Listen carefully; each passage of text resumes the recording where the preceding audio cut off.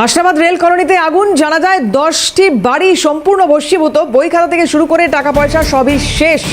ত্রাণ সামগ্রী নিরাপদ আশ্রয় দিতে তৎপর পুরসভা। শামীম মোল্লা আমাদের প্রতিনিধি রয়েছেন টেলিফোনে। কি জানা যাচ্ছে শামীম, কিভাবে লাগলো আগুন? একেবারে দেখো, এই ঘটনাটি শিয়ালদা হাসনাবাদ শাখার হাসনাবাদ রেল কলোনির ঘটনা। গতকাল রাত ঠিক 12টা 15 নাগাদ হাসনাবাদ স্টেশন সংলগ্ন কলোনিতে একটি বাড়িতে প্রথমে আগুন লেগে যায়। চিৎকার চেঁচামেচিতে বাড়ির মানুষ বাইরে বেরিয়ে আসে।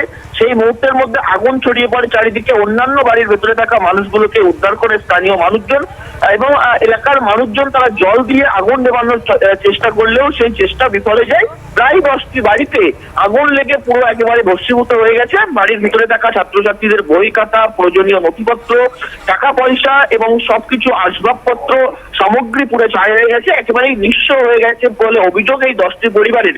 ঘটনাস্থলে হাজির হয় তৎক্ষণাৎ স্থানীয় টাকি পৌরসভার 14 নম্বর ওয়ার্ডের কাউন্সিলর ও স্থানীয় পৌরসভার একেবারে আধিকারিকরা। তারা এসে পৌরসভার তরফ থেকে তাদের আর্থিক সহযোগিতার আশ্বাস দিয়েছে বা পাশাপাশি পুরো ব্যবস্থা কিভাবে করা যায় সেটাও দেখবেন বলে টাকি পৌরসভার যে কাউন্সিলর তিনি কিন্তু জানিয়েছেন। যদিও এই ঘটনাকে কেন্দ্র করে এলাকায় কিন্তু একটা উত্তেজনা সৃষ্টি হয়, কেননা একেবারেই এই রাতের আধারে যে আগুন লেগে ছাই হয়ে যায়, পুরো 10টি পরিবার মূলত ভস্মীভূত হয়ে গেছে এবং দমকলের ইঞ্জিন না আসার ফলে মূলত আরো আগুনটি চারিদিকে বেশি ছড়িয়ে পড়ে বলে স্থানীয় মানুষজনের অভিযোগ।